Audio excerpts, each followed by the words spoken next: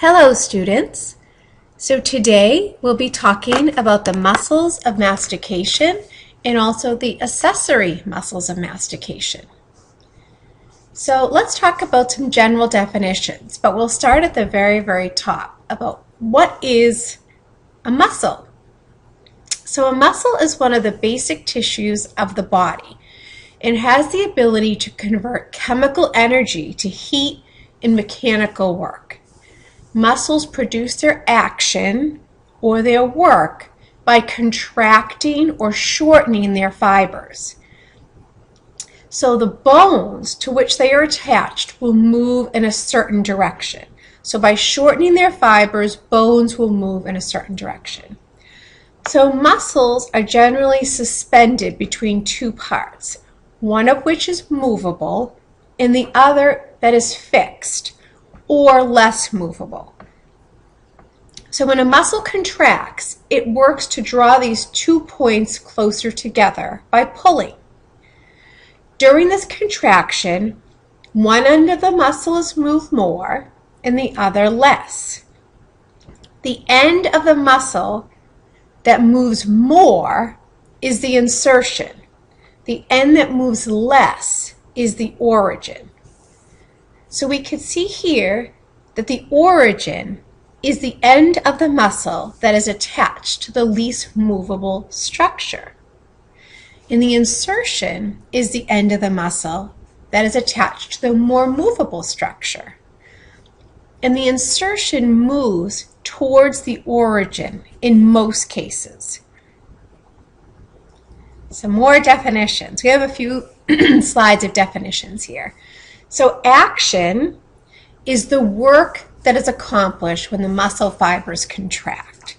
So when the muscle fibers of your bicep contract, it pulls your forearm closer towards your shoulder. So you kind of make that muscle motion. And muscles can work together or in synergy or against each other in antagonism. So synergists, such as the medial and lateral pterygoids that work together to create a lateral shift of the mandible, they have similar actions when they work together. And antagonists are muscles that have an opposite action, such as your bicep and tricep muscle. And you can also sort of think about, I don't know if maybe your parent or guardian ever said, stop antagonizing your sister or your brother. So antagonism is when you don't work together, and you might see that sometimes in families with siblings, and the parents may say, don't antagonize your sister. So an antagonist are muscles that have opposite action or don't work together, and synergists work together. Because you'll see we have a lot of muscles of mastication that have similar actions. They work together to either open the mouth or close the mouth or shift the mouth in certain directions. So when I even use the word mastication, that's the act of chewing and grinding. And deglutition would be the act of swallowing, and phonation is speaking or the act of speech. So we'll learn about how all of these muscles work together to help us speak and chew and swallow. So muscles can connect to underlying bones in one of two ways. It can be a direct connection where the muscle fibers are embedded directly into the periosteum. And the periosteum is a type of connective tissue membrane that covers the outer surface of all bones. And muscles can also connect indirectly. They connect by means of a tendon, and then the tendon attaches to the bone. So movements of the mandible. So the process of mastication, the process of chewing and grinding food, requires the mandible to be able to move in the 5 following directions. Depression means you lower the mandible, which opens the mouth. Elevation means raising the mandible, which closes the mouth. In these two movements, depression and elevation occur in a vertical direction, up and down. Now, protrusion is the forward movement of the mandible. The mandible comes forward, almost like a bulldog look, like that. In retrusion or retraction is the backward movement of the mandible. Now, protrusion and retrusion, these two movements of the mandible are in an anterior-posterior direction. So in protrusion, the mandible comes anterior or forward. In retrusion, it goes posterior or backward. Lateral shift or lateral excursion is movement from side to side, left to right, in a horizontal direction. This movement is different in that only one side or one of the muscles is contracting while the other side is relaxing. For example, when the mandible shifts to the left, the muscles on the left relax while the muscles on the right contract to cause the shift. So in lateral shift, only one side is contracting while the other is relaxing, and all the others, depression, elevation, protrusion, and retrusion, both sides are contracting to make the movement possible. So let's take a quick review of the mandible, the bony parts of the mandible. And so let me see if I can get my arrow here. So we see number one is the mandibular condyle. And note the little triangular depression here on the anterior portion of the condyle, known as the pterygoid fovea. So number two, we're kind of sliding down here into this U, is our mandibular notch. And then we come up again here to our coronoid process. So let's do a review here. Mandibular condyle. This makes up a part of the TMJ. Number two is our mandibular notch. Three is the coronoid process. Four here is the ramus. This is a part of the mandible. I kind of think this looks like a ram's horn, so this is our ramus. Five down here is the angle of our mandible. Six is our oblique line, or our external oblique line that occurs right here. Seven is the body of the mandible. So we have our ramus, our angle, and the body. Number eight is our alveolar process, which is the bony process that supports our mandibular teeth and their sockets. Number nine is our mental foramen. 10 is our mylohyoid line. And the mylohyoid line here is the point of attachment of the mylohyoid muscle, and that muscle forms the floor of our mouth. And finally, 11 is our mandibular foramen. I also want to orient you to lateral and medial aspects of the mandible. So if we look on the outside all the way around, the outside surface is the lateral. If we look on the inside or the internal surface, this would be considered medial. So this portion, the internal or inside of the mandible, is medial, and the outside is the lateral portion.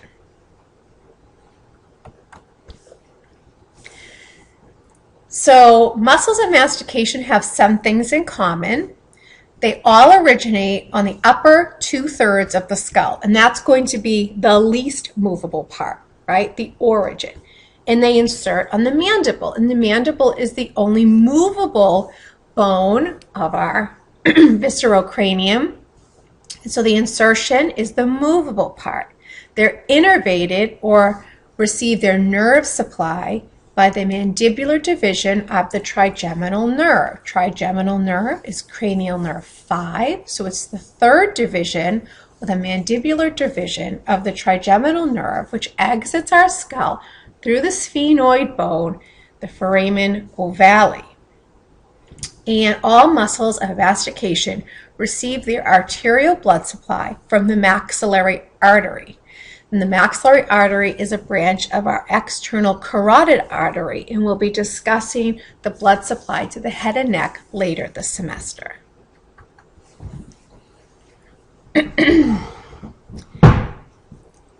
So we have 4 primary muscles of mastication: the masseter, the temporalis, the medial pterygoid, which is internal, the lateral pterygoid, which is external. So let me think for a minute here. Medial internal pterygoid. That makes me think that it may be inserting on the medial or the internal or the inside portion of the mandible. In the lateral pterygoid or external, that makes me think it might be inserting on the lateral surface, somewhere the outside surface of the mandible. So let's take a closer look at each one of these muscles. So here is the masseter right here. We can see where it runs from the zygomatic arch down to the angle of the mandible. To feel this muscle, this masseter muscle, clench and relax, and move your fingers from your zygomatic arch, your cheekbones, down to the angle of the mandible. And you should feel it kind of pop out a little bit. And this is your masseter muscle. It's a 2-headed muscle, has a deep head and a superficial head. And it has a rectangular shape, right here, a rectangular shape, and vertical fibers. They run up and down. So the origin of the masseter muscle is the zygomatic arch.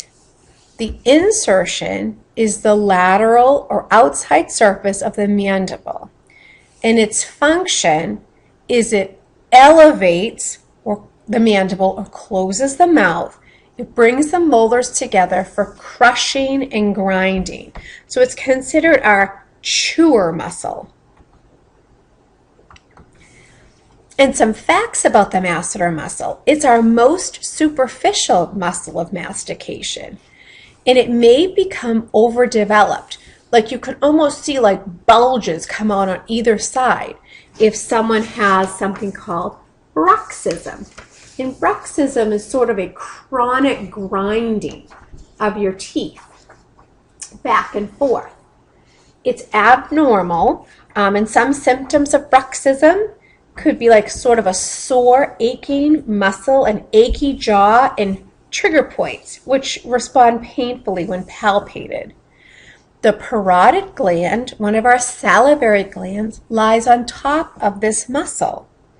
And so masseter hypertrophy, if it becomes way overdeveloped, may shut off the flow from the parotid gland, that little Stenson's duct that sticks out close to our maxillary first and second molars can be shut off.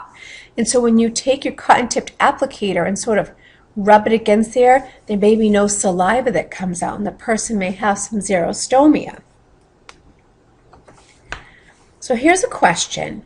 So the masseter runs downward until it inserts on the lower border and angle of the mandible. So if we can imagine these fibers getting shorter, contracting, pulling together, what action does the masseter have on the mandible? It elevates the mandible. And elevating the mandible results in the mouth closing.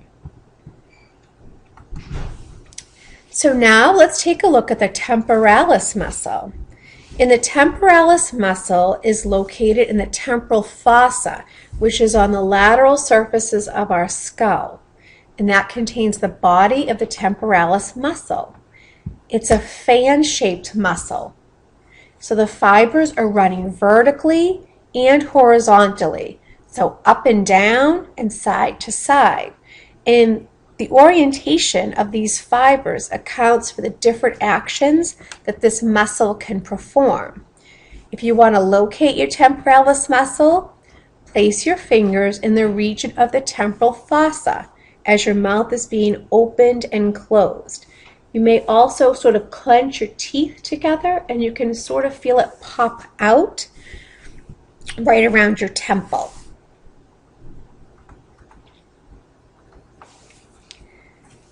So the temporalis muscle, the origin or the least movable part, is in the temporal fossa and the temporal fascia. Now the temporal fascia is just a sheet of loose connective tissue on top of muscle fibers. So the origin of the temporalis muscle is the temporal fossa and the temporal fascia.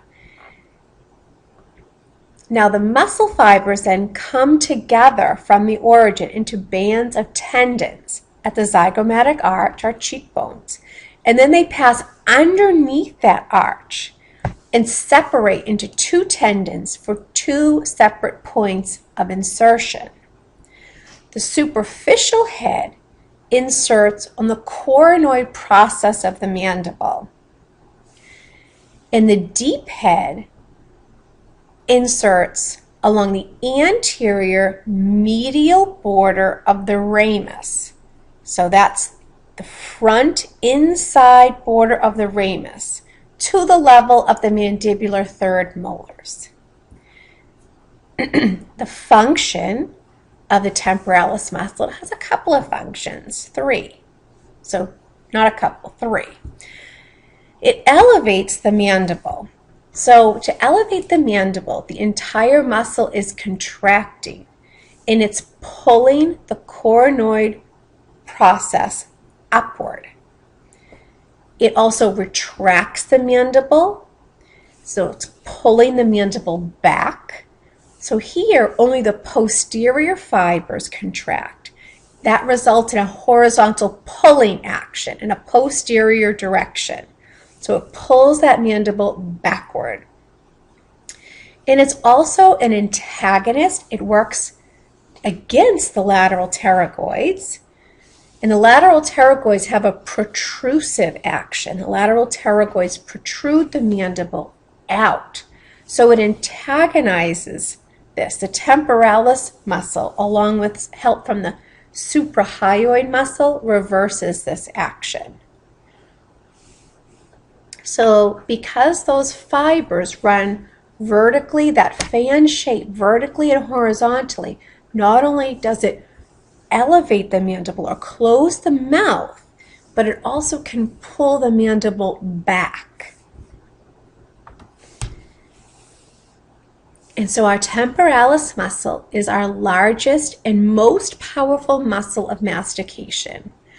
It's fan shaped, we talked about that, and it's visible. Like sometimes when you see people, especially people with like a Whipple haircut or a really short haircut, a buzz, you can see it pop out when you're chewing.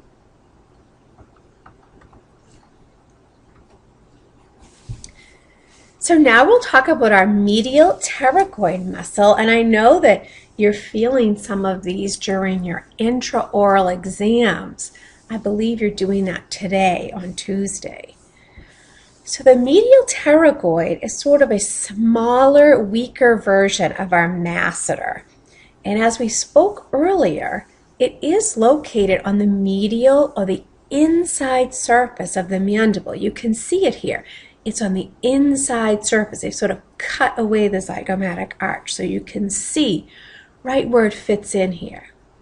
So a portion of the medial pterygoid can be palpated by going superior and posterior. So that means up and back to the maxillary tuberosity, which is sort of like a little bony protrusion distal to the second or third maxillary molar. You can feel a little bony part right behind there. That's our maxillary tuberosity. And you take your finger and you kind of go behind that and above.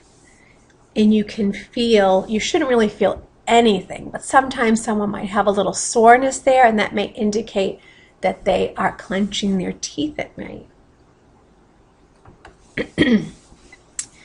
So our medial pterygoid muscle has its origin on the medial surface of the lateral pterygoid plate. It inserts on the medial surface, the inside of the ramus and the angle of the mandible. It functions to help elevate the mandible, and it does that in synergy with our masseter and temporalis muscle. It also functions to protrude the mandible, stick the mandible out into that bulldog look. And it does that in synergy with the lateral pterygoid. And it also works to shift our mandible laterally, sort of back and forth in that horizontal motion. And it also does this synergistically with the lateral pterygoid. So how can we remember which muscles close our mouth? So if we think of the mnemonic, my teeth meet. So how do we get our teeth to meet? By closing our mouth. And the MTM can stand for masseter, temporalis, and medial pterygoid. Those are the muscles that make your teeth meet, that make you close your mouth. So now let's look at the lateral pterygoid. Now the lateral pterygoid muscles, now these are the shortest muscles of mastication. And they're the only muscles of mastication whose fibers run solely in a horizontal direction. So you want to think of the horizon, which is sort of flat, and that's how you think of the horizontal. I think of the horizon. The lateral pterygoid lies very deep in the infratemporal fossa, and it's almost entirely covered by the temporalis muscle. And now the lateral pterygoid has two separate points of origin.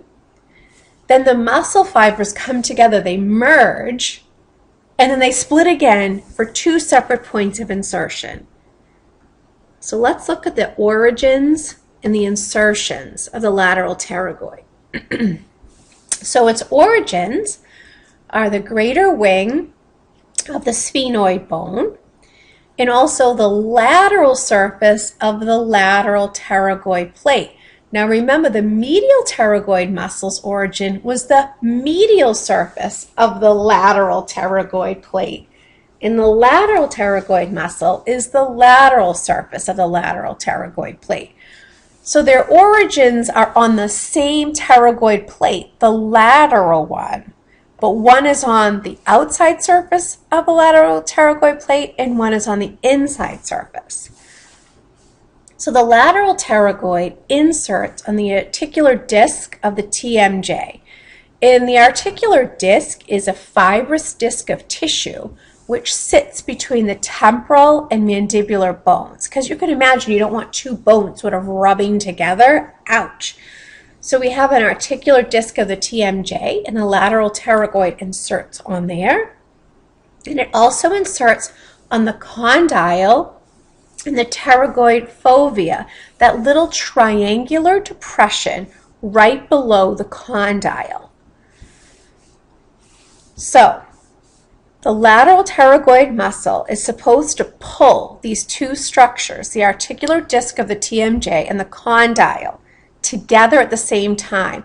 And this helps to keep that articular disc right in between the mandible and the temporal bones. So what are some of the functions of the lateral pterygoid? Well, it depresses the mandible. So when you depress the mandible or bring the mandible down, you open the mouth. To depress the mandible, both the left and right lateral pterygoid muscles contract. That draws the condyles forward, and this is assisted a little bit by the suprahyoids. So the lateral pterygoids contract. The elevator muscles are MTM, the elevator muscles, masseter, temporalis, medial pterygoids relax. And that helps to depress the mandible or open the mouth. If the right and left don't contract together, the mandible sort of shifts during opening. Another function of the lateral pterygoid is to protrude the mandible. To protrude the mandible, both the left and right contract. And these are assisted by the medial pterygoid and the elevator muscles. And the suprahyoids relax. And it also functions to shift our mandible side to side, right to left. But the lateral shift is when only one side is contracting. The lateral pterygoids work in synergy with the medial pterygoids to make this happen. So let's take our mandible and we're going to do a left lateral shift. Gook. My mandible, I just shifted it to the left. So when I shift to the left, that means my right lateral and medial pterygoids have contracted and my left lateral and medial pterygoids relax. Now if we take our mandible and shift it to the right, that means our left lateral and medial pterygoids have contracted and our right lateral and medial pterygoids have relaxed. So the shift occurs on the side that's relaxed. So if you're shifting left, that means the left lateral medial pterygoids have relaxed. Our pterygoid muscles. So how are we looking here? This is looking at the skull as though we're looking at the occipital bone. So we're looking behind, but they've taken a section, a frontal section. They've gone straight down. So now this is the lingual surface of the mandibular teeth. This is the medial surface of the mandible. So here is our medial pterygoid. Now how do I know that this is the medial pterygoid? Well, I know it because this is our lateral pterygoid plate here. And I can see the medial pterygoid is originating here right at the medial surface of that lateral pterygoid plate and inserting down here at the angle of the mandible. So here is our medial pterygoid. And here is our lateral pterygoid. Here's that lateral pterygoid plate. The lateral pterygoid muscle is originating here on the lateral surface of the lateral pterygoid plate, and it's extending out to insert upon the condyle and the articular disc of the TMJ. So if this is our lateral pterygoid plate right here, this is the medial surface of the lateral pterygoid plate towards the midline, and this is our lateral surface of the lateral pterygoid plate away from the midline. So how can we remember opening your mouth? Well, we can remember it with the mnemonic, let's part. Let's separate. Let's part, right? And how do we part? We part with our LP, our lateral pterygoid muscle.